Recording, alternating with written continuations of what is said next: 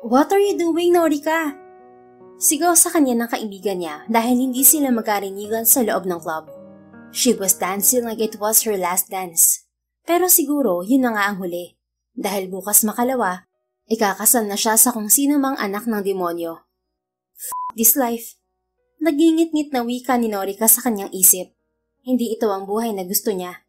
Kung sana buhay ang kanyang ina ay hindi nito hahayaan na mangyari ang lahat ng to. I miss you, Mom. Anya sa isip.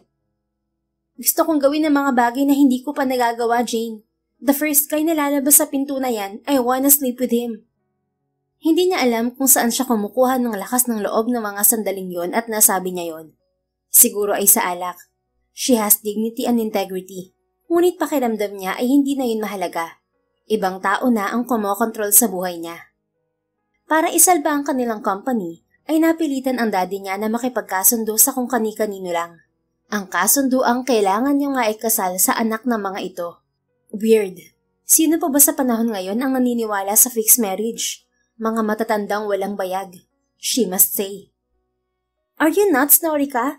What if hindi visually pleasing? Saka what if mabaho o kaya gurang na? O kaya what if may AIDS yun? Oh my gosh, friend. Stop it, okay? Halika na, uwi na lang tayo. Natatawang wika sa kanya ng kaibigan sa malakas pa ring tinig. She doesn't care at all. Kailangan lang niyang magrebelde sa sarili niya, sa pamilya niya, at sa sitwasyong kinisasadlakan niya. Wala akong pakialam, Jane. This is not my life anymore. Saad niya na mas para sa sarili. Parang slow motion na bumukas ang pinto na itinuro niya kanina. Hindi niya alam pero lumakas ang tibok ng kanyang puso habang tila dahan-dahan na bumukas ang pinto. Iniluwan niyon ng isang matangkad na lalaki na tila may dalang ring light. Parang ang liwanag nitong tingnan kahit madilim sa club. Dahil nakatingin siya dito, ay agad na nagtama ang kanilang mga mata.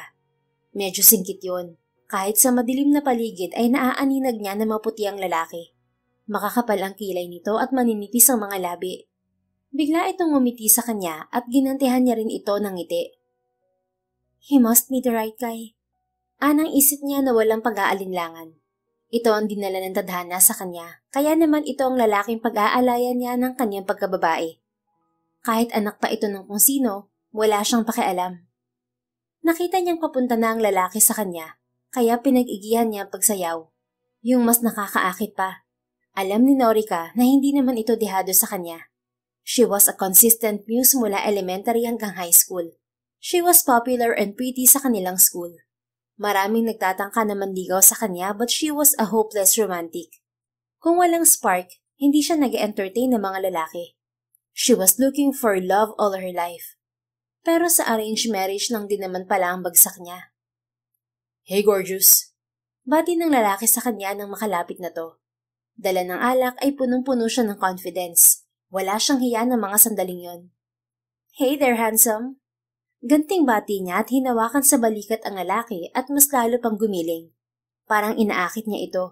Nakatitig lang sa kanya ang lalaki at mukhang nasisiyahan naman ito sa ginagawa niya. Hinapit din siya ng lalaki palapit dito. Where have you been all my life? Bulong nito sa kanya. Nagsitayuan ng balahibong pusa niya nang maramdaman ang hininga nito. Ang init niyon ay tila naglalakbay sa buong pagkatao niya. I don't know. Naniniwala ka ba sa perfect timing? Tanong niya. Mas malapit na ito kay Norika.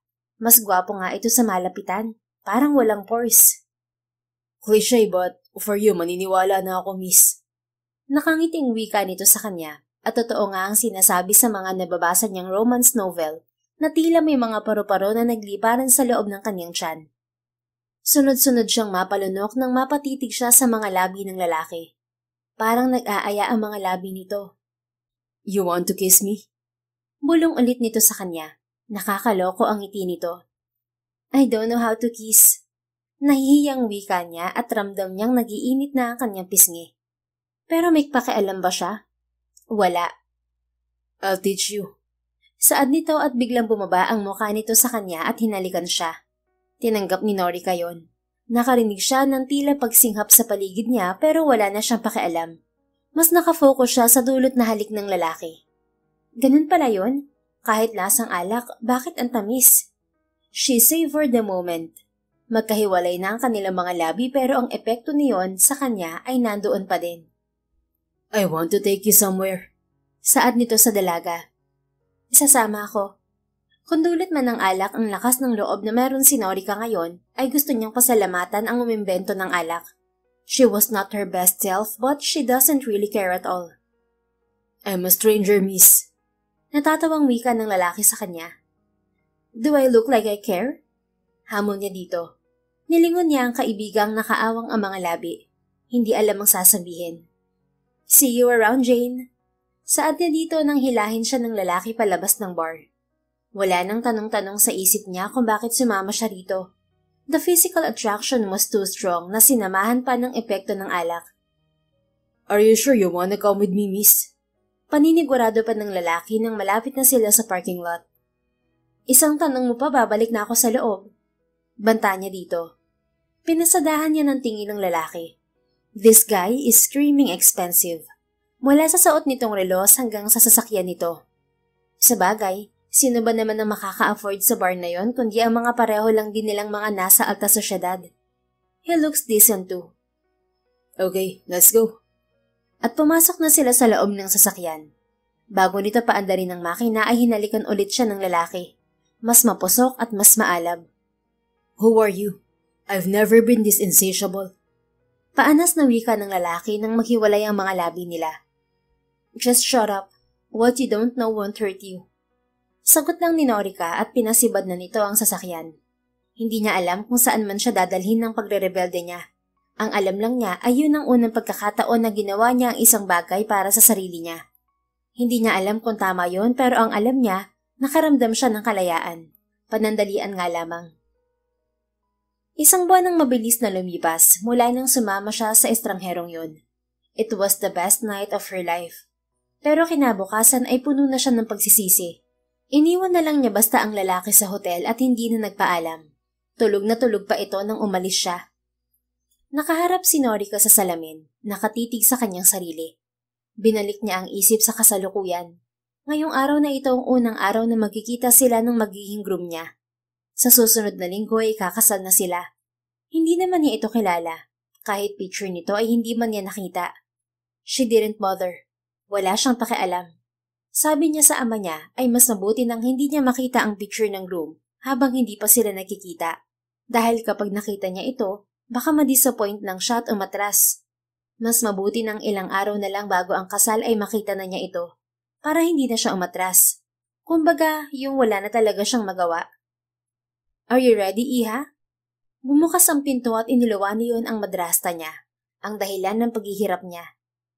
Yes po. Tipid niyang sagot na hindi man lamang matingnan sa mata ang babaeng to. Simula nang dumating ito sa buhay nila ay nagkandaletse-letse na ang buhay niya. Let's go. Hindi natin dapat pinag-aantay ang mga bisita. Nasa baba na sila. Saad nito. Tumango siya. Pinasadahan niya ng huling tingin ang sarili sa salamin. Kung nandito ka lang, Mommy, hindi mangyayari ang lahat ng to. Malungkot niyang wika bago bumaba mula sa kanyang silid. Before graduation niya sa high school ay pumanaw ang kanyang ina. After 1 year ay nagpakasal ang daddy niya sa first love nito, si Tita Sheila, ang kanyang madrasta. Hindi naman ito malupit sa kanya pero hindi rin ito caring. At wala talaga siyang maramdaman na kahit ano mula rito. Ang problema pa dito, materialistic to, gastador, to the point na naging cause ito kung bakit nalugi ang company nila. Ewan ba niya at sinusunod ng daddy niya ang kapritsyo nito? Bumaba na si Norika at nakita na niya ang mga bisita. Nakaupo ang mga ito sa sala. Parang pinipiga ang dibdib niya. 1 week from now, she will lose her freedom.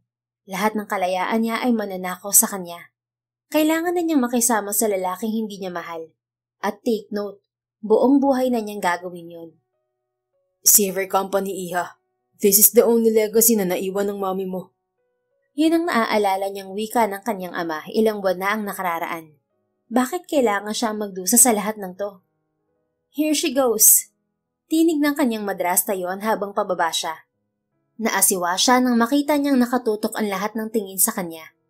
Nang mag-angat siya ng tingin, muntik na siyang mawalan ng balanse nang mapatitig siya sa pamilyar na mata na ilang araw nang bumabagabag sa kanya. Anong ginagawa niya dito? Sigaw ng isip ni Norika.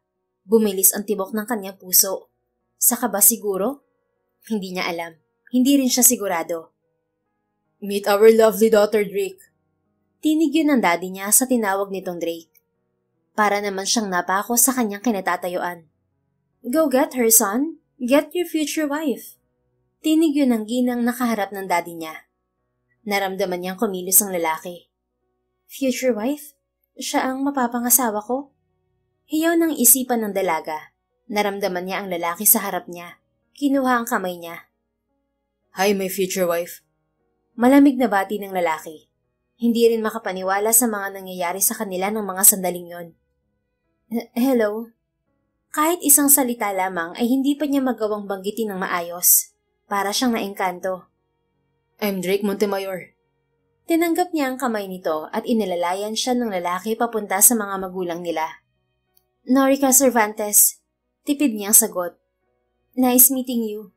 Dugtong niya at sunod-sunod na napalunok. The chemistry is undeniable. Tinig yun ng madrasta niya na tila tuwang-tuwa sa mga nangyayari. Bumesa sa kanya si Drake. So, you are Norica. Bulong pa nito sa kanya habang bumibeso. Marami siyang katanungan ng mga sandaling yon pero pinili niyang manahimik muna. Hindi yun ang tamang panahon para sa mga tanong niya. Sinong lalaking to? Hiyaw niya sa kanyang isipan. Habang busy ang lahat sa kanyang paligid ay hindi naman niya alam kung ano ang nararamdaman niya. Para siyang kinakabahan na parang kinakabag na ewan. Nahuhuli niya na palagi nakatingin si Drake sa kanya. Parang hindi rin ito makapaniwala sa mga nangyayari. Ano ba ang suggestion niyo sa magiging kasal niyo, Iha? Narinig niyang tanong sa kanya ng kanyang daddy. Doon lang parang bumalik sa kasalukuyan si Norica. Since this is just a marriage of convenience, hindi naman na ho siguro kailangan na maging engrande. This is like a business merger. Hindi niya itinago ang sarkasmo sa tinig. Parang natahimik naman ang mga kausap niya. Yeah, I agree with her. Siguro kahit simpleng kasal lang at tayo-tayo lang siguro. Narinig niyang dugtong rin ni Drake sa sinabi niya. Napatingin siya dito. Nakatiimbagang din to. Pero napatingin siya sa mga labi nito. Are you nuts, Norica? Nag-init ang mukha niya nang maalala kung saan pa dumako ang mga labing yon noong unang gabi na nagkita sila. Parang pinaglalaroan yata siya ng tadhana. Napagkasunduan nila na isang simpleng kasal ang gagawin. Sila-sila lang din dahil wala naman siyang iimbitahin na iba. Hindi naman kasal yun para sa kanya. Parang death sentence yun. Isipin mo, magpapakasal ka sa lalaking hindi mo naman kilala masyado. But you gave your virginity to her, girl. The audacity. Patoy ang wika ng isip niya sa kanya na sinaway niya agad. Pagkatapos nilang kumain ay nilapitan siya ni Drake. Bakit na naman siya kinakabahan? Let's talk. Seryosong wika ng lalaki sa kanya. Wala sa sariling napasunod siya dito. Nakita naman niyang nakatingin sa kanila ang kanilang mga magulang. Parang natutuwa. Kung alam lang ng mga ito ang ginawa nila ay hindi niya alam kung anong magiging reaksyon ng mga to. Do you know this? Tanong agad ni Drake sa kanya nang makarating sila sa lanay ng bahay nila. Sila lamang ang nandoon. What? Anong pinagsasabi mo? Pinagbibintangan ba siya nito na kasabot siya sa lahat ng to? Ito, alam mo bang lahat ng to? That night that we met, kilala mo na ba ako? Sunod-sunod na tanong nito sa kanya. Baliw ka ba? Siyempre hindi. Ngayon ko nga lang nalaman na ikaw din pala ang lalaking ipapakasal sa akin. And excuse me, hindi ako natutuwa sa kasalang to kung yan ang gusto mong ipaabot. This is imprisonment. A life sentence. Sagot niya sa lalaki. Hindi na ito cute sa paningin niya. Pinagbibintangan na siya nito nang hindi naman niya ginawa. Fuck. Baka set up ang gabing yun. Mura pa nito sa kanya. Anong set up? Maghunos dili ka nga. Hindi kita kilala. Wala akong interes sa'yo at nagulat din ako nang makita kita kanina. Pinagsasabi mo, umayos ka nga. Napipikon na siya sa mga sandaling yon. Then why did you come with me that night? Knowing that I'm still a stranger. Hindi talaga ito naniniwala sa sinasabi niya. Sarap batukan. Because I wanted to. You were attractive that night. Kung alam ko lang na ikaw din ang ipapakasal sa akin ng mga magulang ko, hindi ako sasama sa'yo. Dahil kahit hindi pa kita nakikita ng mga sandaling yon, pakiramdam ko, anak ka ng dyablo. At tama nga ako. I don't want this, Drake Montemayor. Kung hindi lang ako naaawa sa daddy ko, I will never marry you. I value my freedom, pero wala akong magawa.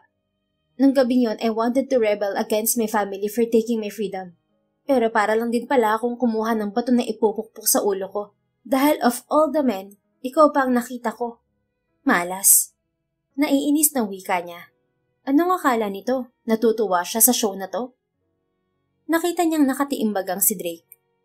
Your kiss and your moan didn't tell me na malas ka dahil ako ang lalaki ng gabing yon. I bet if it's not me, hindi ka rin sasama sa kung sino-sinong lalaki.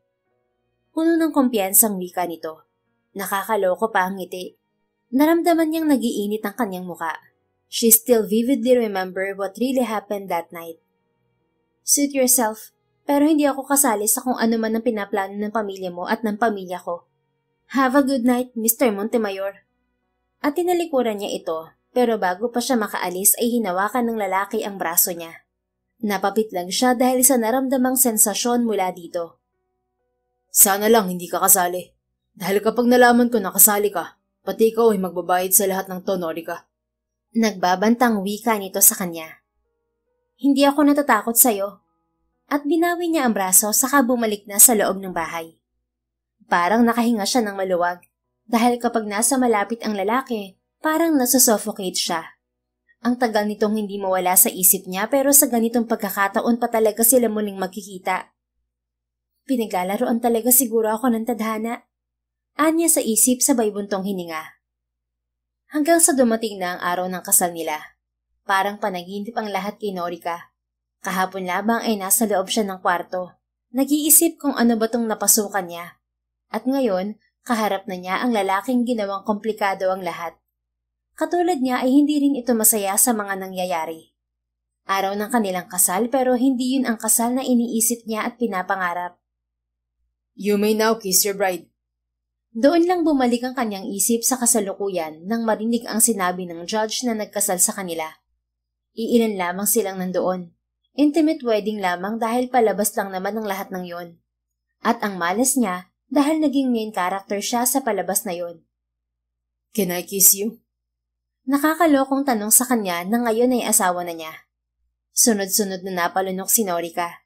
Napatingin sa mga labi nito. Naaalala niyang minsan na niyang natikman ang mga labing yon at walang araw na hindi niya hinahanap yon. Are you kidding, Norika? Kung ano-anong pinag-iisip mo?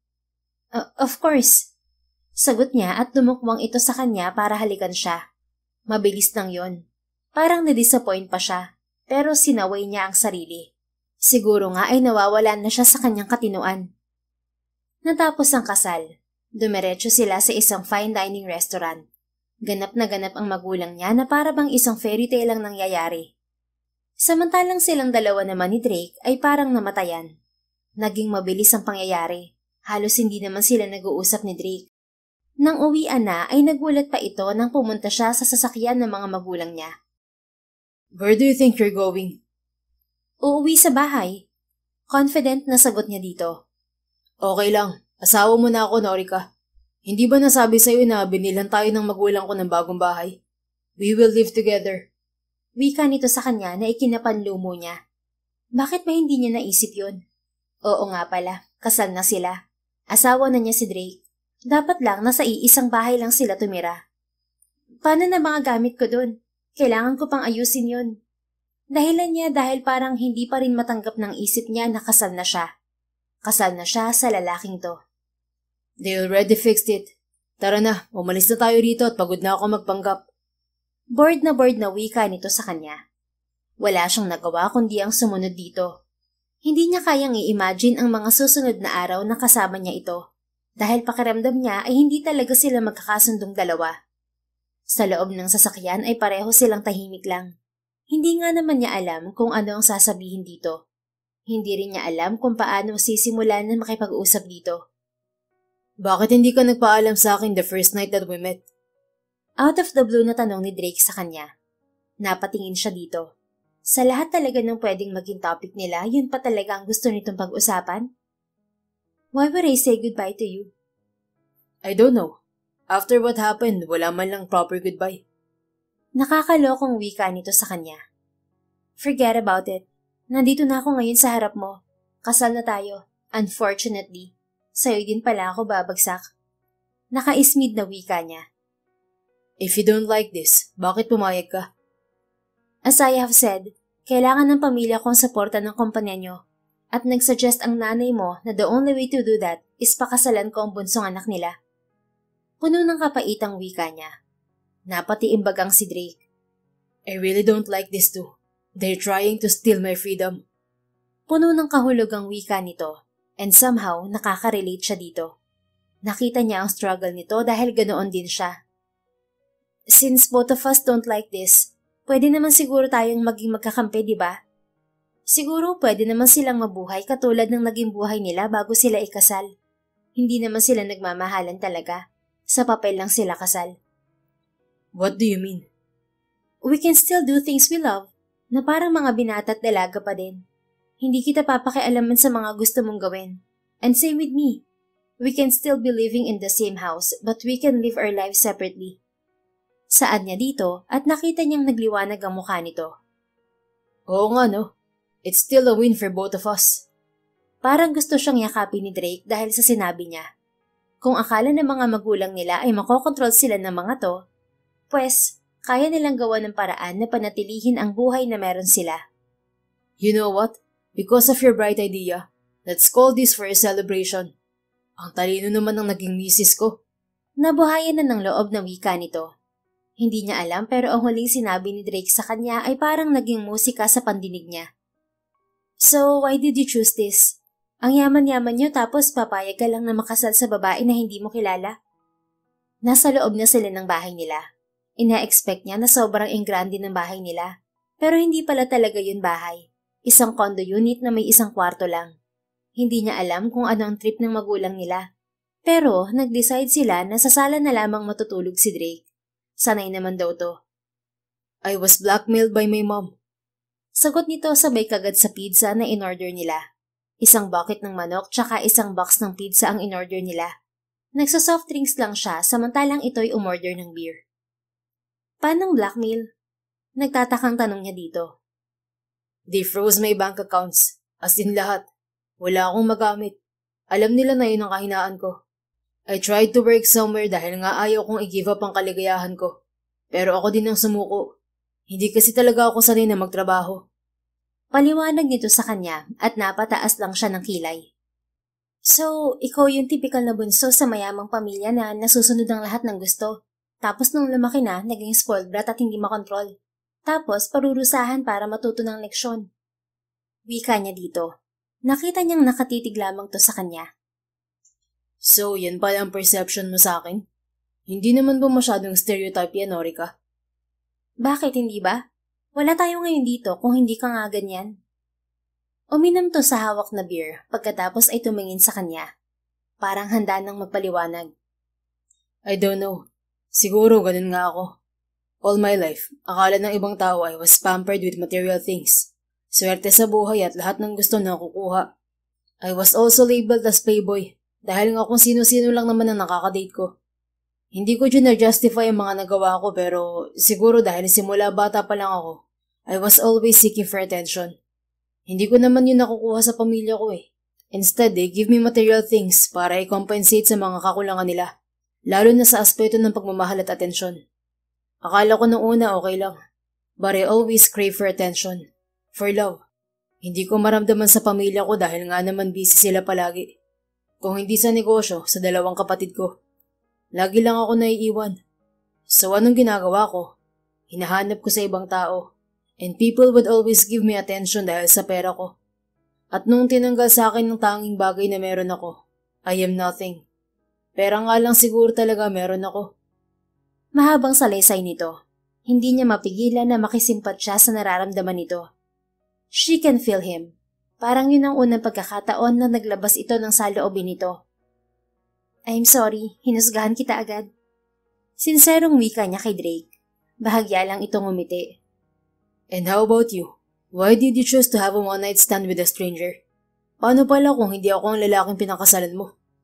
Sunod-sunod na tanong nito sa kanya. Yun din ang naisip ni Norika. Paano pala kung hindi si Drake ang pinakasalan niya? Hindi ko rin alam actually. I just wanted to do stupid things that night. All my life, nakasunod lang ako palagi sa magulang ko. Parang wala akong sariling buhay. I wanted to take fine arts pero sa halip, business ad yung pinakuha sa akin. You see, I don't live my life.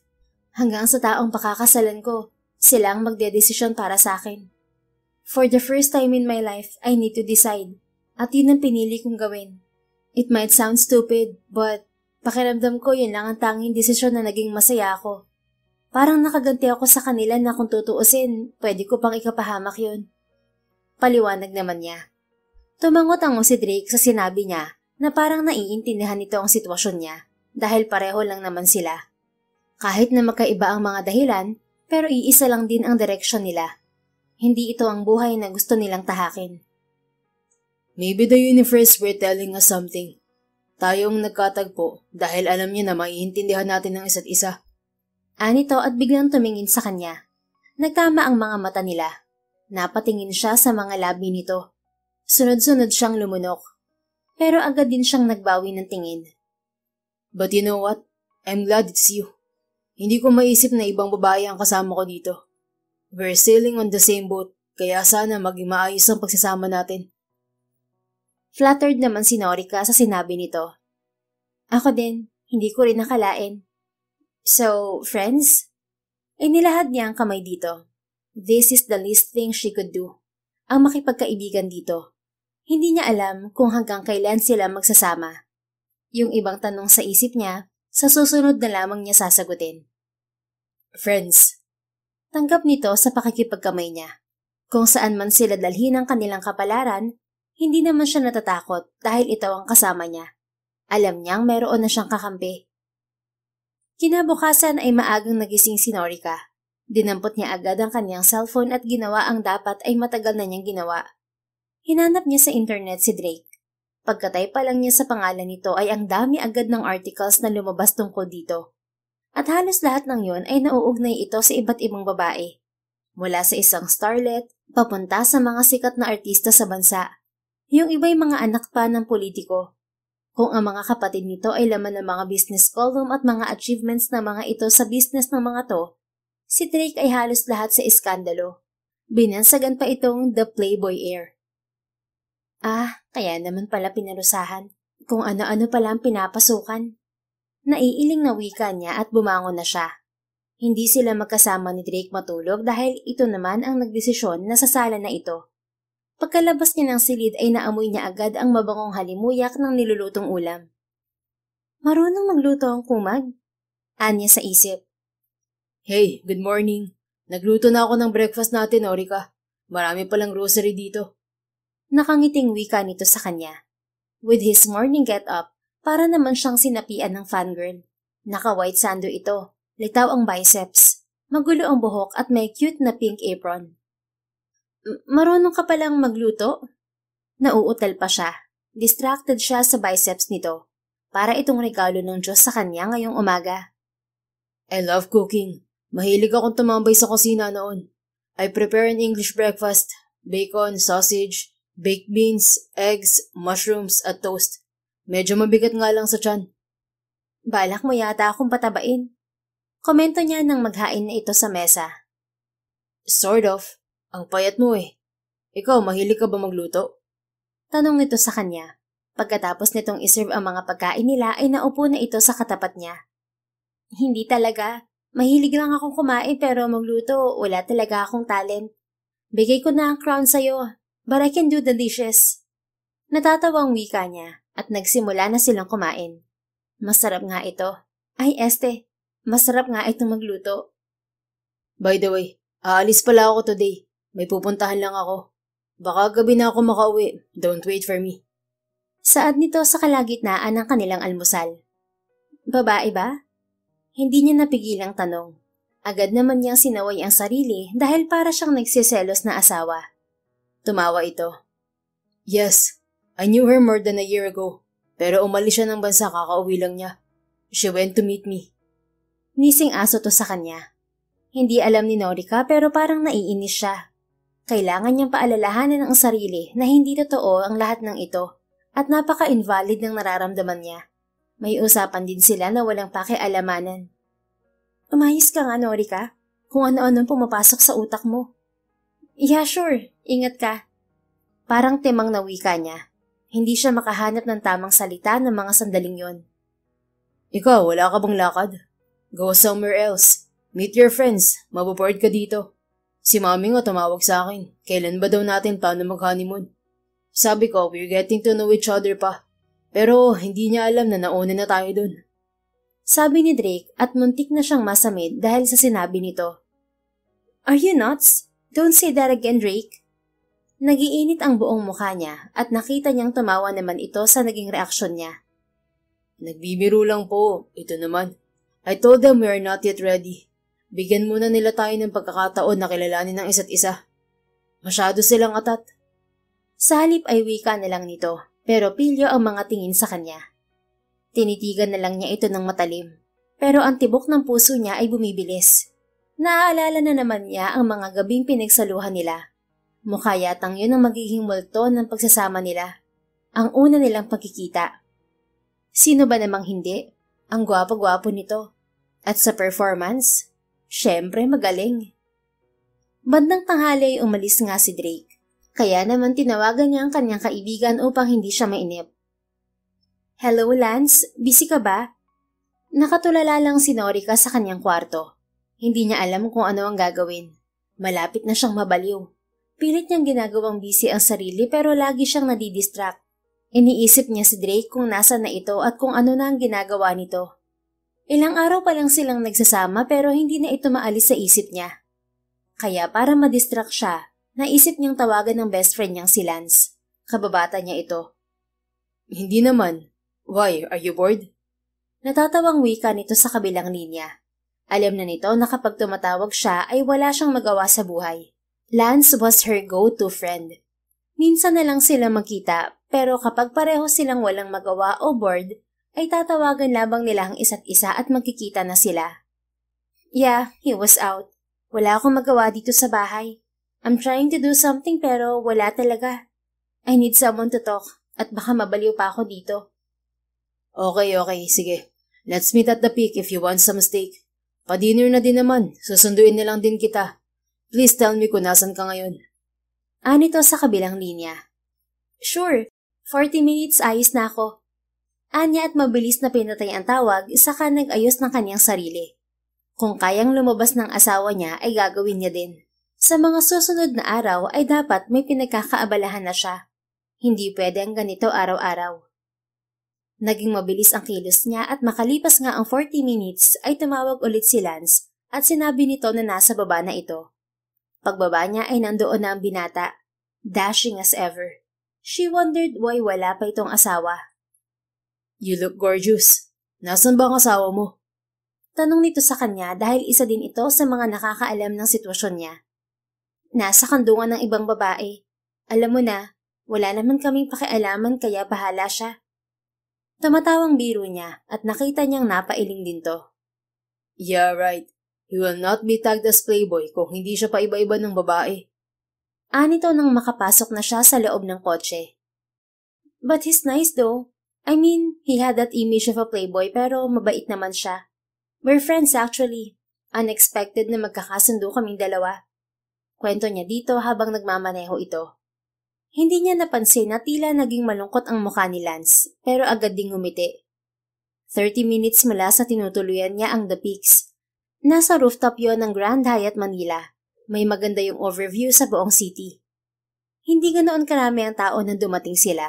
Sa may bandang dulo sila na upo ni Lance. Yung hindi agad mapapansin ng ibang tao. Hindi alam ni Norika, ngunit bigla siyang kinabahan ng mga sandaling yon. O baka nag-overthink lang talaga siya. What do you want? Tanong sa kanya ni Lance. Mulwara tenderloin and grilled prawn please. Tsaka yung favorite ko, New York cheesecake. Dahil regular na rin naman sila doon, ay yun ang lagi ang in-order niya. Tinawag ni Lance ang waiter at umorder na din ito. Ilang minuto ang lumipas ay napuno sila ng kamustahan ni Lance. Ang huling beses na nakita sila ay 3 months ago pa yata, pero consistent naman silang nag-uusap sa social media. What's wrong? Tanong niya kay Lance nang makita niyang tila na tense ito at nakatingin sa may entrance ng restaurant. Your husband is here, Norika. Halos pabulong na wika nito, ngunit puno ng tensyon ang mukha nito. Napalingon siya at eksakto namang napatingin din sa gawin nila si Drake na parang alam nito na may nakatingin dito. Nagtama ang mga mata nila pero agad na lumipat ang tingin nito kay Lance. Bumalik sa kanya na parang nagtatanong. Agad siyang nagbawi ng tingin. Bakit parang kinabahan siya? Winaglit niya yun sa isip. Hindi naman sila totoong mag-asawa kaya dapat wala siyang ipangamba. Kaibigan niya rin lang si Lance. Parang may naramdaman siyang mga yabag na pupunta sa kanila. Mula sa di kalayo ang mesa ay nakita niyang naupo si Drake at ang kasama nitong babae na kung makakapit dito ay dinaig pa ang tuko. Pero in fairness, maganda to. Is it okay with you that you're married? Yet he is seeing someone? Tinig yun ni Lance na bumasag sa katahimikan niya. Sa papel lang kami kasal. Nagkasundo kami na kahit kasal kami, pwede pa rin namin gawin ang mga bagay na gusto namin. Nakwento ko na sa'yo, di ba? Sagot niya dito, pero puno na ng tensyon ang katawan niya. Nararamdaman niya na nakatingin si Drake sa kanya. You sure? Bakit parang hindi mapakali yun sa kinauupuan niya? Parang gustong pumunta dito. Saad nito na napapansin siguro ang pagiging malikot ni Drake. Huwag mo nalang pansinin. Sabi na lang niya at mabuti na lamang dumating na ang order nila. Doon na lamang niya binaling ang pansin. Kahit nawalan na siya ng gana ay pinilit niya ang kumain. Panaka-naka ay nararamdaman niyang may nakatingin sa kanya. Nang subukan niyang lingunin si Drake ay nagtama pa ang mga mata nila. Awkward. Yun lang ang pwede niyang i-describe sa sitwasyon nila. Ilang oras pa ang lumipas. Pinilit niyang gawing normal ang sitwasyon nila kahit na mahirap. Nakahinga lang siya ng maluwag nang mapansin niyang naunang umalis si Drake at ang kasama nito. Pero sumulya pa ulit ito sa kanya bago tuluyang umalis. After 20 minutes ay sila naman ang umalis. Sinabi niya kay Lance na gusto na niyang umuwi. Buti na lamang at bukas pa uuwi si Drake. Hindi niya yata kayang kausapin ng lalaki kung uuwi ito ngayon. Nakarating sila ni Lance sa parking lot ng The Peaks. Ngunit nakita niyang mula sa kung saan ay biglang lumitaw si Drake. Matamang nakatingin sa kanya. Let's go home. Ako na maghahatid sa kanya, pare. Sabi nito kay Lance na nabigla rin sa biglang pagsulpot ni Drake mula sa kung saan. Drake, bakit ka narito? Nasaan bang kadate mo? Hindi niya maiwasan maging sarkastiko. Bakit mukhang bad trip to? Umuwi na, may emergency. Let's go, Nori. Sabay na tayong umuwi. Seryosong wika nito sa kanya. Pero ako sumundo sa kanya kanina sa bahay niyo. So karapatan ko na ihatid siya pa uwi. Pagmamatigas ni Lance, mukhang tinamaan ng ego. Pero ako ang asawa niya, kaya may karapatan akong ihatid siya sa bahay namin. Anitong may diin ang salitang bahay at namin. Sa papel, yes. You were married. Alam naman natin kung anong totoong sitwasyon niyo. Katwiran pa ni Lance dito na bigla ay nagkaroon ng tensyon sa dalawang lalaki. Guys, please stop. Lance, I'm sorry and thank you. Pero I need to go with him. Maaabala ka pa kapag hinatid mo ako. Sasabay na lang ako sa kanya. Tawagan na lang kita mamaya. Mahinahong wika niya kay Lance. Nakita niya ang disappointment nito. Pero ayaw niyang magkagulo pa. Ang tamang gawin ay sumama siya kay Drake. Okay, call me kapag nakauwi ka na. Not necessary. Pabulong na wika ni Drake sa tabi niya. Tinapunan naman ito ni Norika ng matalim na tingin. Sumakay na siya sa kotse ni Drake at kumaway kay Lance. Mukhang kailangan nilang mag-usap ni Drake pagka-uwi ng bahay. Ano yun, Drake? Tanong niya agad sa lalaki pagka-uwi nila ng bahay. Anong ano yun? Patay mali siyang baliktanong nito sa kanya. Naupo ito sa sofa at nakapikit. Akala ko ba hindi ka uuwi dahil dumating ang babae mo? So ano to? May usapan tayo, di ba? Baliktanong din niya dito. Wow, she sounded like a nagger wife. Kaya pala nakipagkita ka sa lalaki mo dahil alam mo na hindi ako uuwi. Sinalubong nito ang tingin niya. Mas lalo lang siyang naguluhan. Hindi ko siya lalaki. He is my best friend. Defensive na wika niya, pero bigla ay natigilan siya. Best friend may ass. The way he looks at you parang kulang na lang sambahin ka niya. Sa tingin mo ba hindi ako nakatingin sa inyo kanina? Teka nga, naguguluhan ako. Bakit ba tayo nag-aaway? As I said, di ba may usapan na tayo? We can do anything we want. Hindi naman tayo nakatali sa isa't isa, di ba? Alam mong nagsasama lang tayo for the sake of our parents and their company. So anong inaasta mong yan? Pagkaklaro niya sa kanilang sitwasyon. Natigilan din ito. Hindi nakaimik. Nakatitig din sa kanya. Parang naguguluhan din. Nagtataka kung bakit nga ba sila nagtatalo ng mga sandaling yun. Let's make a rule, Drake.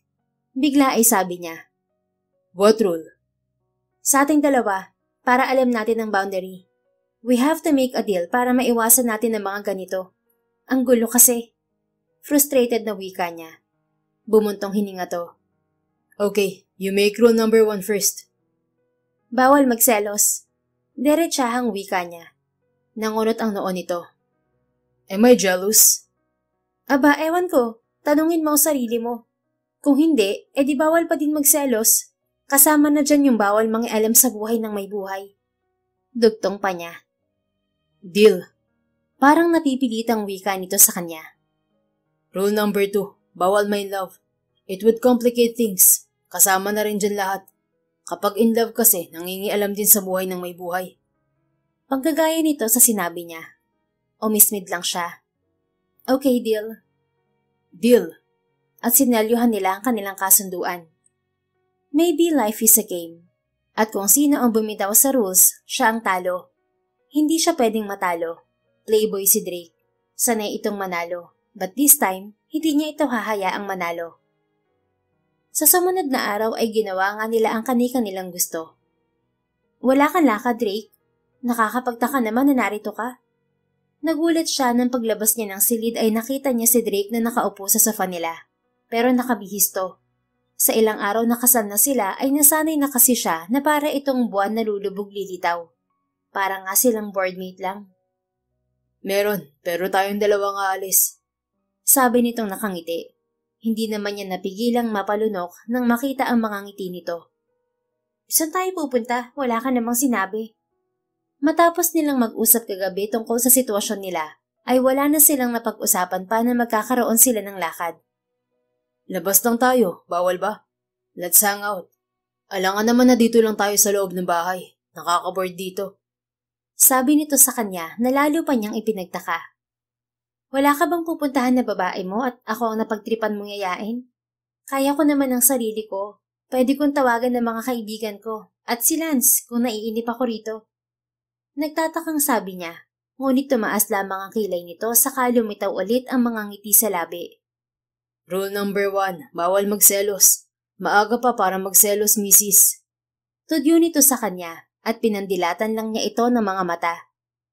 Excuse me, hindi ako nagsiselos no? As I've said, kaya ko ang sarili ko. Singhal niya dito na tinawanan lang nito. Basta magbihis ka na lang. Ang dami mo namang tanong eh. May pupuntahan tayo. O baka may lakad kayo ng best friend mo. Patuloy ang wika nito. Ano naman sa'yo ngayon kung may lakad kami? Di ba bawal makialam? Hindi ka ba nahihiya sa kanya? Paano kung may ginagawa siya tapos inaabala mo? Sanayin na siya at hihinto siya sa ginagawa niya basta ako ang nagyaya. So special ka pala sa kanya. Ano paki mo? Ito naman, nagtatanong lang. Go na kasi, ako muna ang samahan mo today. Oo na po, magbibihis na. Anya at tinalikuran ito saka mabilis siyang nag-ayos. Pagkalipas ng 20 minuto ay nasa loob na sila ng sasakyan ni Drake at binabagtas na nila ang daan. Hindi niya alam kung saan sila pupunta pero ang tinatahak nilang daan ay bandang panorte. Saan nga tayo pupunta, Drake? Malayo bang pupuntahan natin? Sunod-sunod na tanong niya nang makalabas na sila ng main highway. Basta maganda doon. Sabi lang nito at sinulyapan siya nito. Nakangiti. Parang ang weird nito ng mga sandaling yon pero nakisabay na lamang siya. Lumipas ng halos 4 na oras na biyahe nila ay alam niyang malayo na sila sa Maynila. Sa tila isang malawak na lupain sila nakarating. Pumasok sila sa isang pribadong property at nadaanan nila ang malaking arko na nagsasabing, "Welcome to Hacienda Valencia." Hindi niya alam kung anong kinalaman ni Drake sa hacienda na yon. Anong gagawin natin dito? Wala lang. Relax. Let me introduce you to my other family. Mga pinsan ko sila sa side ng mami ko. Whenever I want to think something, dito ako pumupunta.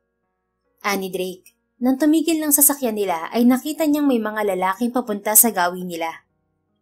Bro, you're here! Narinig niyang tawag ng isang singkit na lalaki na papalapit sa kanila.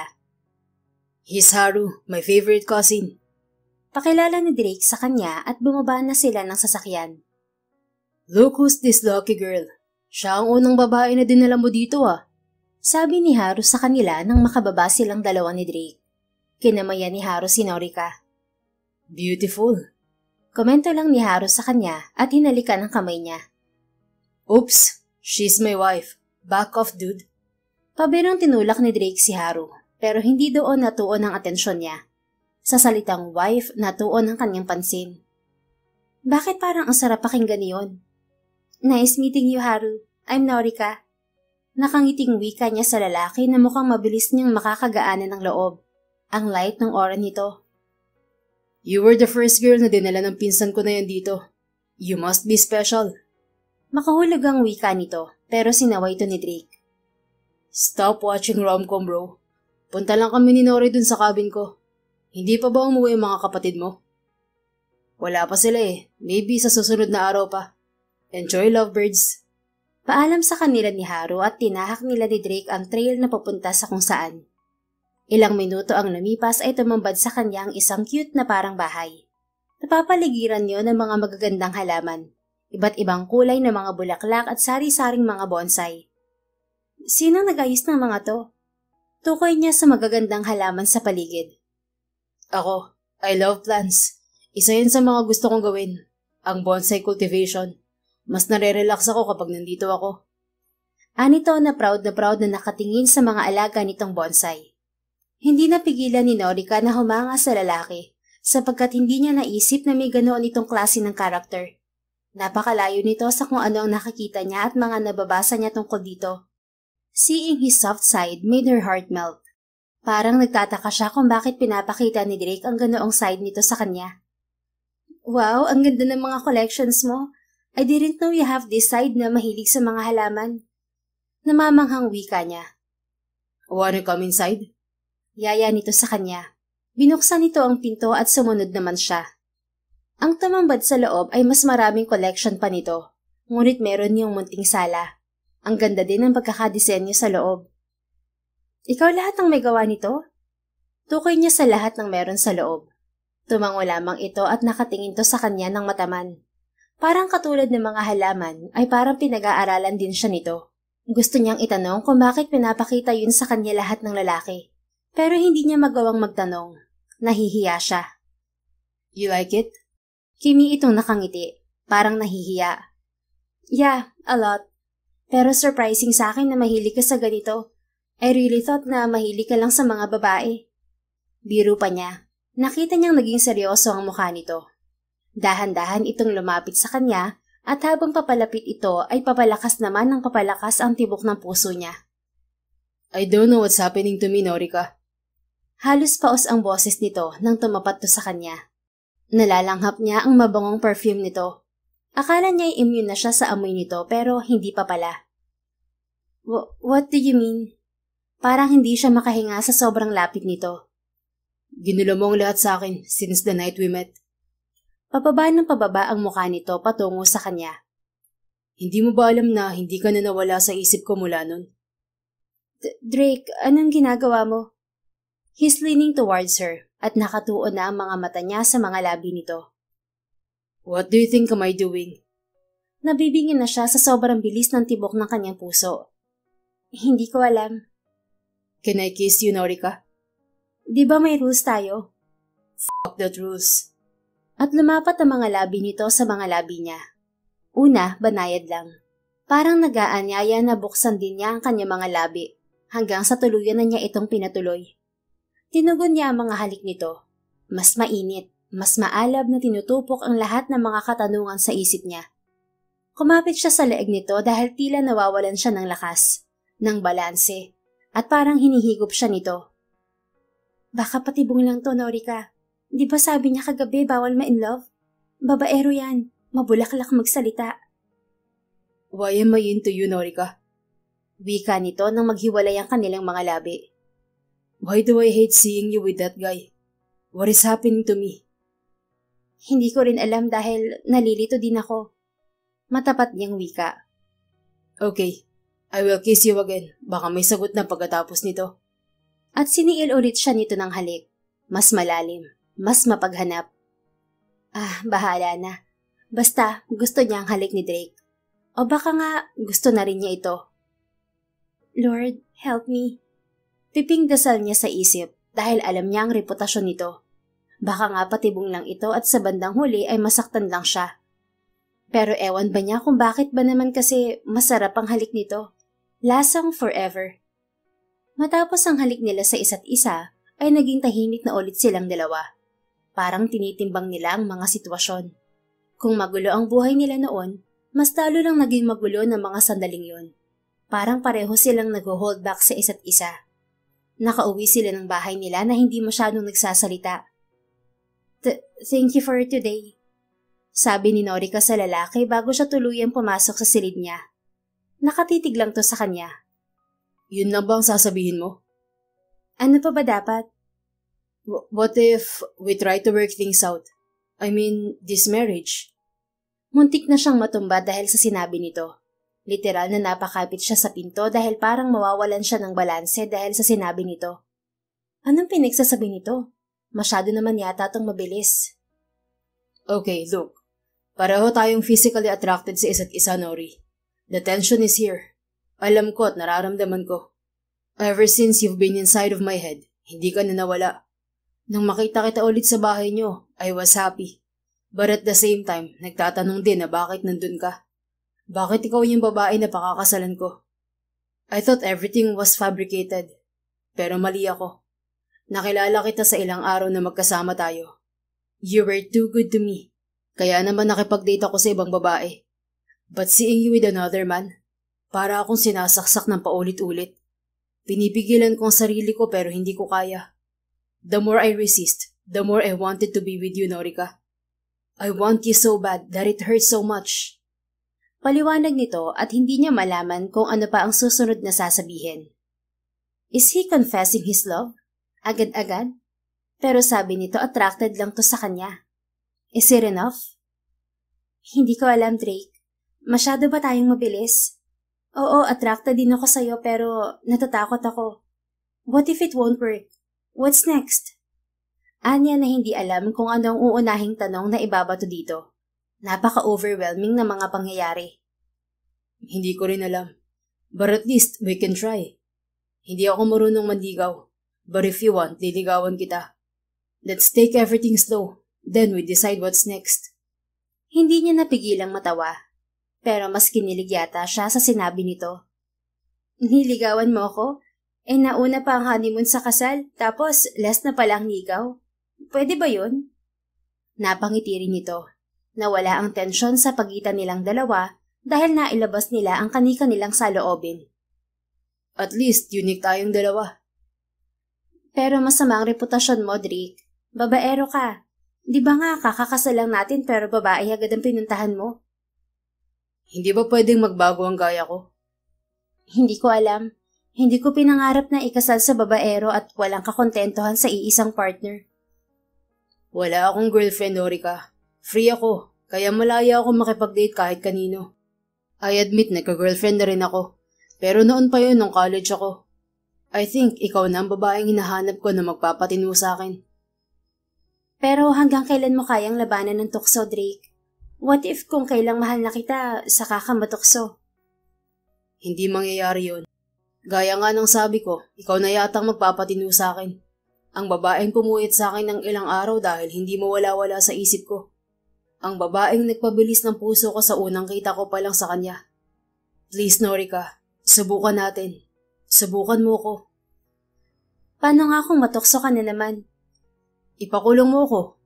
Pero I swear never na mangyayari yun. Dahil pangako na ikaw lang. Ganyan ka ba kabulero sa mga babae mo kaya mabilis mo silang makuha? Nagpipigil ng tawa na tanong niya. No, sa'yo lang.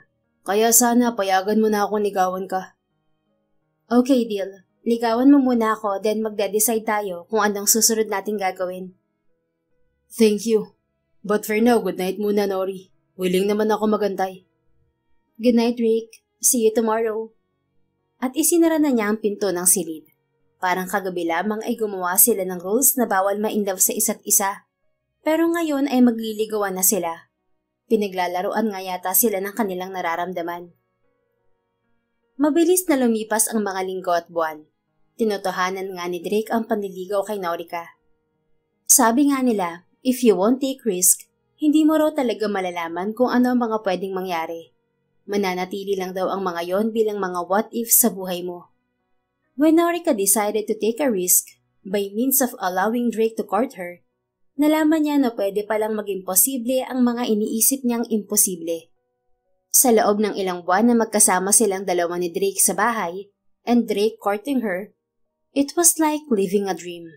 Sa bawat araw na magkasama sila ay alam niyang unti-unti na siyang nahuhulog dito. Lahat ng alinlangan na meron siya noong nagsisimula pa lang ay nawala. Pawang sa simula lang ang lahat. Hey, good morning. Nakangiting bati sa kanya ni Drake paglabas niya ng kanyang silid. As usual, nasa kusina na naman ito. Nagluluto. Yun palagi ang routine nila. Ito ang magluluto ng kanilang pagkain. Lalabas sila para manood ng sine. O di kaya ay pupunta sa mga malalayong lugar para mag-road trip. Mag-uusap ng kung ano-ano lang. Mas nakikilala niya ito. At habang nakikilala niya ito, hindi niya mapigilang mas lalo pang lumalim ang kanyang nararamdaman. Ang bango naman yata ng niluluto mo. Punan niya sa niluluto nito at lumapit siya dito. Niyakap siya ni Drake at hinagkan sa noo. May pupuntahan ako maya-maya. I'll call you then sumunod ka, okay? Saan ka pupunta? Nagdududang wika niya. Nagsawa na ba ito sa kanya? Bumalik na naman ba to sa mga babae nito? Tumawa ito. Silly girl. May surprise ako sa'yo mamaya. Huwag kang magselos agad. Biro nito sa kanya at napalabi na lang siya. Surprise? Kinakabahan ako sa mga ganyan. You will like it for sure. Kapag ganoon na ang tono ni Drake ay napapayapa na siya. Hindi siya magtatanong pa at magtitiwala na lamang siya dito. Hindi niya alam kung bakit may ganoong calming effect sa kanya si Drake. Pagkatapos nilang kumain ay agad na nag-ayos ang binata. Kakaiba ang sigla nito ng mga sandaling yon. Halatang excited to at parang hindi mapakali. Papasundo kita dito mamaya. Wear your best dress, okay? Kumindat pa ito bago lumabas ng bahay. Dahil sa sinabi nito ay hindi tuloy mapakali si Norika. Parang aligaga siya buong araw. Excited siya sa magiging surprise nito sa kanya. Naiintindihan na niya ang ibang mga babae kung bakit mabilis mahulog kay Drake. He was a natural charm. Ngiti pa lamang nito ay hulog na. At kapag lagi pa kayong magkasama, ay likas dito ang pagiging maasikaso. Lumipas ang maghapon na naghihintay siya ng tawag mula rito. Nag-message pa ito sa kanya na maghanda na, kaya naman sinunod niya ito. Pero sa kalagitnaan ng kanyang pag-aayos ay nakatanggap siya ng isang tawag. Hello po, tita. Napatawag po kayo. Ina ni Lance ang nasa kabilang linya. Bihira lamang itong tumawag sa kanya kaya naman kinabahan siya nang marinig ang boses nito sa kabilang linya. Parang galing sa pag-iyak. Iha, I'm so sorry if I call you. Anito sa kabilang linya at nabasag na ang boses nito. Ano pong nangyari, tita? Pinapakaba po ninyo ako. Lance needs you right now, Iha. Nasa critical na kondisyon siya. Po? Ano pong nangyari kay Lance? Tuluyan na siyang nilamon ng takot. He was diagnosed with colon cancer stage 4. Nag-pass out lang siya kanina at hanggang ngayon ay unconscious pa din siya. Umiiyak na ito sa kabilang linya. Parang binalot ng lamig ang buong katawan niya. Kaya pala ilang buwan na siyang walang naririnig mula kay Lance, which is normal lang sa kanilang dalawa. Pero dahil busy siya kay Drake ay hindi na niya ito nagawang kamustahin. Bigla siyang na-guilty. Sabihin po ninyo kung nasa ospital po kayo, tita. Susunod po ako. At nang ma-receive niya ang message kung nasa ang ospital ang mga ito, ay mabilis siyang pumunta doon. Hindi na niya napansin ang tawag ni Drake sa kanya dahil sa pagmamadali niya at sobrang kaba. Samantala, nakatayo si Drake sa rooftop na nirentahan niya para sa espesyal na gabing yon. Handang-handa na siya sa espesyal na araw na yon. Ilang linggo din niya yung pinaghandaan. Gusto niya na maging espesyal ang gabing yon para sa babaeng espesyal din para sa kanya. Si Norika. Since she came into his life, wala na siyang hinangad para sa sarili niya, kundi ang mapasaya to. He was once a selfish guy, but with her, kaligayahan lang nito ang naiisip niya. Love, hindi talaga siya naniniwala doon. Pero kapag tinamaan ka pala, walang warning sign. Basta mo na lang siya mararamdaman. Pero ilang oras na siyang naghihintay doon. 1, 2, 3, o nasa 5 oras na. Pero walang Norika na dumating. Hindi rin ito sinasagot ang tawag niya. Sir, mukhang hindi na po yata darating si ma'am. Anang waiter sa kanya na alam niyang katulad niya ay atat na din. Malamig na siguro ang mga pagkaing inihanda niya. Napatingin siya sa bouquet na pinasadya pa talaga niya. Pinili niya ang mga bulaklak na alam niyang magugustuhan ni Norika. Pero walang Norika na dumating. Let's wait for another minute, Jason. Baka may emergency lang. Puno ng pag-asang wika niya. Pinasundo niya kanina si Norika sa bahay nila pero wala ito doon. Walang nakakaalam kung saan to pumunta. Tinatawagan niya ito pero nag-reading lang naman. Tumawag na siya sa bahay ng mga ito pero wala din. Iniisip niyang baka may nangyaring masama dito. Pero hindi yun ang sinasabi ng isip niya. Ayaw din niyang umalis doon dahil baka bigla itong dumating. Okay po, sir. Sang-ayon sa kanya ng waiter. Nanlalamig na siya. Hindi na niya alam ang mararamdaman ng mga sandaling yon. Nang bigla siyang makarinig ng tila mabibigat na mga yabag. Nakarinig din siya ng bulungan mula sa mga tao sa paligid niya. Paglingon niya, nandoon si Norika. Mabibigat ang mga hakbang papunta sa kanya. Bigla siyang nabuhayan ng loob. Hey, akala ko hindi ka na darating. Excited niyang wika at patakbo itong pinuntahan. Niyakap niya ito. Ang takot niya kanina na mawala ito ay biglang naglaho. Kahit gaano pa ito katagal na dumating, ay hihintayin at hihintayin niya ito. Mabuti na lamang at hindi siya umalis doon. Drake?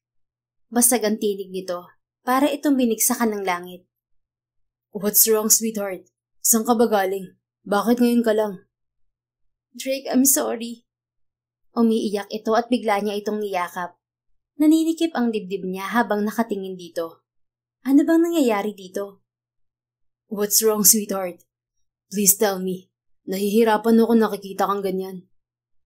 I'm sorry, Drake. I think we need to end this. Anong sinasabi mo? Ano bang nangyari? Naguguluhang tanong niya dito. Hindi ito ang inaasahan niyang mangyari. He was going to propose to her again. Formal na. Gusto niya itong pakasalan ulit. Yung totoong kasal. Dahil mahal na niya to. Hindi niya kakayanin pa na mapunta to sa iba. Si Lance, he needs me. I'm sorry, Drake. Hindi ko na pwedeng ituloy ang lahat ng to. I'm sorry. Umiiyak na wika nito sa kanya at kumalas ito mula sa pagkakayakap niya. Mabilis itong tumakbo papalayo sa kanya. Nakatingin lang siya dito. Hindi niya ito magawang habulin. Sapat na ang lahat ng mga sinabi nito. Si Lance. Kailangan to ni Lance. At paano siya? Hindi ba niya to kailangan? Hindi ba siya nito kailangan? Paano na siya? Paano na ang pagmamahal niya dito? Minahal din ba siya nito? Bakit kay dali para rito na ipagpalit siya? Siguro hindi siya mahal nito dahil mabilis itong bumitiw sa kanya. Hindi na malaya ni Drake na tumulo na pala ang kanyang mga luha. Ito ang unang babaeng iniyakan niya. Siguro, yun na rin ang magiging huli. Kung gaano pala kasaya magmahal, ganun din pala yun kasakit. Norika. Huling banggit niya sa pangalan nito kasabay ng pagbagsak ng kanyang mga luha. Mula noong gabing yon, hindi na sila nakita pang dalawa. Nagdesisyon din si Drake na hayaan na lamang ang asawa. Isang gabi habang nakatingin si Norika sa bughaw na langit, naramdaman niyang nangilid ang kanyang mga luha. Pinahid niya yon at nanatiling nakatitig sa malawak na langit. Nasa rooftop siya ng isang hotel kung saan siya pansamantalang namamalagi. Hindi muna kasi siya umuuwi sa kanilang mansyon. Hindi rin siya pwedeng bumalik kay Drake dahil sa pangiiwan niya rito. Ayaw naman niyang tumuloy sa bahay ni na Lance dahil naaalala lang niya palagi ang kaibigan. Kung nasan ka man ngayon, Lance, sana masaya ka. May kirot sa kanyang dibdib nang banggitin ang pangalan ng kaibigan. 3 buwan na simula nang mawala to sa kanila. 3 buwan na nakipaglaban pa ang kaibigan sa sakit nito. At sa loob ng bawat araw na yon ay nandoon si Norika. Hindi niya iniwan ang kaibigan dahil yun ang huling habilin nito. Huwag mo akong iiwan, Ika. Ikaw lang ang nag-iisang babaeng minahal ko at mamahalin ko. Naaalala pa niyang wika nito sa kanya habang nakarate ito sa hospital bed. Naaalala pa niya noon na sobrang higpit ng pagkakahawak nito sa mga kamay niya. May sakit pa din na dulot ang mga pangyayari, ngunit kailangan niya yun tanggapin. Kailangan nilang mag-move on dahil yun ang hiling ni Lance. Magpatuloy siya sa kanyang buhay. I'm sorry, Ika. You need to sacrifice your love for me. I don't know if I deserve this. Nangihinang wika nito, ngunit hinigpitan niya ang pagkakahawak sa kamay nito. Ang mahalaga, Lance, gumaling ka. Please, marami kami nag-aantay sa iyo na gumaling ka pa. That was their last conversation, and a week after that, nawala ito. It was devastating, pero ganoon siguro ang buhay, at wala siyang pinagsisisihan sa mga naging desisyon niya. Ginawa niya ang sa tingin niya ay tama, kahit na ang kapalit niyon ay ang kanyang sariling kaligayahan. I'm sorry if I interrupt. Napapitlag siya nang marinig ang pamilyar na boses. Matagal siyang nangulila sa boses na yon, ngunit wala siyang mukhang maihaharap dito. Kaya hindi niya alam ang gagawin kung paano ito ulit kakausapin. Drake? Paanas niyang wika na hindi niya magawang tingnan sa mga mata. Siguro tama ng 3 buwan na pag-aantay ko na makausap ko ulit. Miss na kita, Norika. Puno ng pangungulilang wika nito sa kanya at napilitan siyang tumingin dito. May kumirot sa kanyang puso nang makita niyang malaki ang ipinayat ng lalaki. Gusto niya itong yakapin, pero hindi niya magawa. Inunahan siya ng hiya. Drake, anya sa pangalan nito nang magsalubong ang kanilang mga tingin. Nakita niya ang pangungulila sa mga mata nito. Anong ginagawa mo rito? Paano mo nalaman na narito ako? Matagal ko nang alam na narito ka. Mula nang mamatay si Lance, dito ka na tumuloy sa hotel. May bahay tayo, bakit hindi ko rin umuwi? Ayoko kasing istorbohin ka. Saka nahihiya ako sa'yo. Why? Hindi ka ba galit sa'kin? Tipid itong ngumiti. Bakit naman ako magagalit sa'yo? Dahil iniwan kita. May namuuna namang luha sa kanyang mga mata. Ang bigat din ng pakiramdam niya ng mga sandaling yon. Parang pinipiga ang puso niya. You have your reasons, Norika. How can I hate you kung nakita ko kung paano ka nagmahal ng isang kaibigan? Naiinggit nga ako dahil nakita ko kung paano mo pahalagahan ang pagkakaibigan niyo ni Lance. You were so pure and precious, Norika. Napakabuti mong tao. You don't deserve any hate. Madamdaming wika ni Drake sa kanya na naging dahilan upang sumabog na ang anumang nararamdaman niya ng mga sandaling yon. Naramdaman niya ang mga bisig nito na pumulupot sa kanya. I'm sorry na kailangan kitang i-give up para sa kaibigan ko. I was so lost. Mahal kita pero kailangan niya ako. Umiiyak niyang wika habang yakap nito. Oh God, how she missed his arms.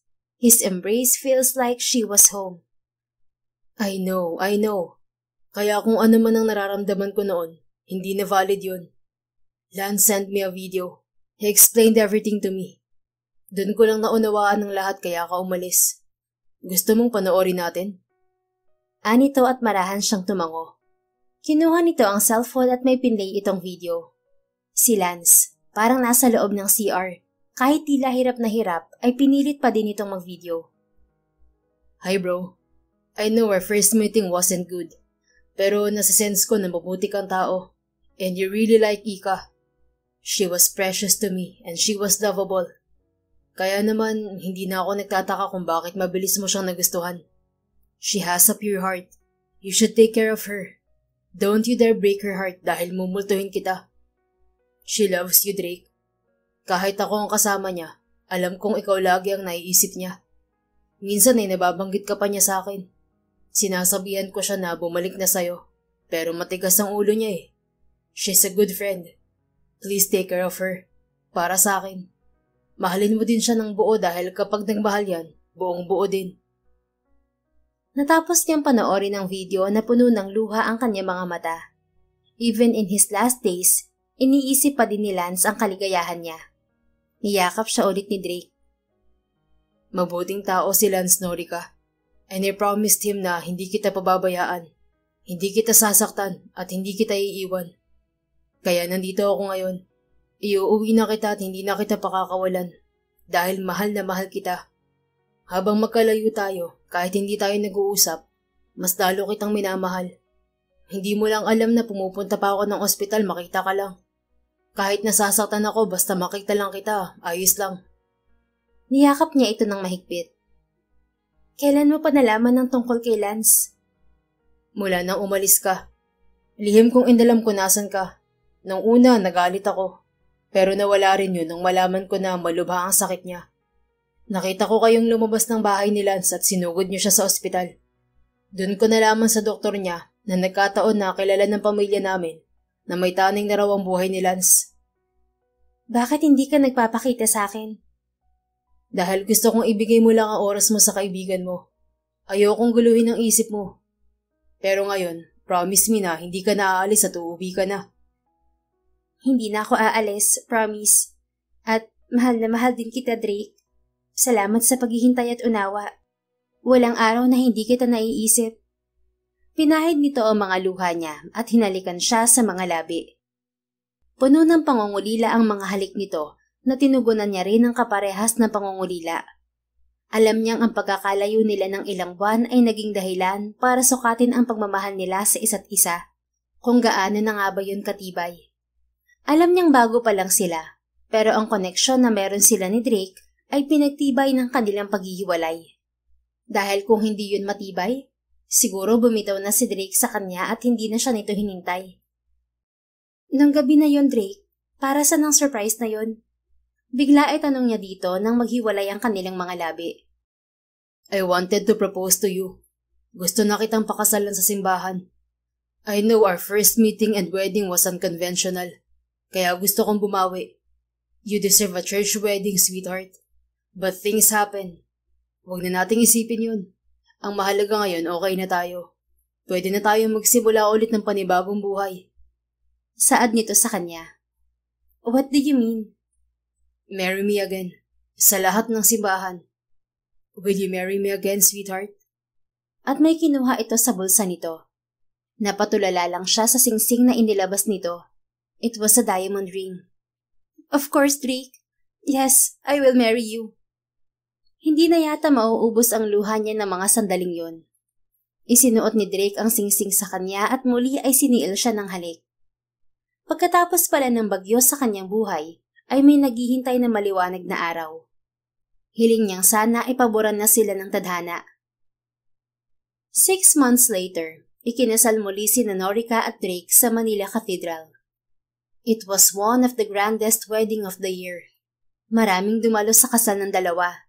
Pagkatapos ng kanilang kasal ay dumiretso kaagad ang dalawa sa kanilang honeymoon sa Italy. Regalo yun ng mga kuya ni Drake sa kanya dahil finally, tumino na siya at nakahanap ng katapat. I love you, Nori. Excited na akong bumuo ng pamilya kasama ka. Nakayakap ang binata sa kanya. Ngayon ang unang gabi ng kanilang honeymoon. Ilang anak ba ang gusto mo? Natatawang tanong niya. Ilan bang kaya mo? Ayoko na mahihirapan ka. Mga 1 dosena. Biro niya dito at kinurot lang nito ang ilong niya. Aba, edi kailangan ko palang magsipag. Oo, kaya kailangan mo nang magtrabaho. I will, sweetheart, for our future. Totoo naman yon. Nagtatrabaho na rin ito ngayon sa isa sa kumpanya ng mga Montemayor. Kaya nga labis-labis ang pasasalamat ng pamilya ni Drake sa kanya dahil tumino na raw ang bunso ng mga ito dahil sa kanya. I know. Huwag ka mag-alala, mag-aaral na ako magluto. Para tuwing papasok ka sa trabaho at uuwi, inspired ka lagi dahil sa luto ng maganda mong misis. Wow, excited na ako, wifey. Kaya mahal na mahal kita eh. I love you too, hubby. At gumapang naman ang mga kamay ni Drake sa kung saan-saang bahagi ng kanyang katawan. Willing victim naman siya kaya hinayaan na niya ito sa gusto nito. She was enjoying it anyway. Making love with him was her joy. Kaya pala make love dahil nag-iisa ang kanilang kaluluwa. When he was entering her, She could feel that their souls become one. Kaya hindi siya mapapagod na mahalin ito ng paulit-ulit dahil alam niyang iisa na sila. Many months later, Norika gave birth to a twins. Isang lalaki at isang babae. They decided to name their baby boy to their late friend Lance, honoring him na mayroong malaking parte sa kanilang kwento. Alam niyang hindi naging madali sa kanila ni Drake ang lahat. Pero kapag pala marunong ka maghintay at matyaga ka, darating talaga ang biyaya para sa'yo. Dahil kung hindi naghintay si Drake sa kanya, hindi niya alam kung matutuloy pa ba ang kanilang love story. Indeed, love is patient and love is kind. The end. Kung nagustuhan mo ang istoryang ito, please don't forget to like, comment, and share it with your friends. Your support really makes a difference. Thank you and see you sa ating next story. Keep safe and be blessed.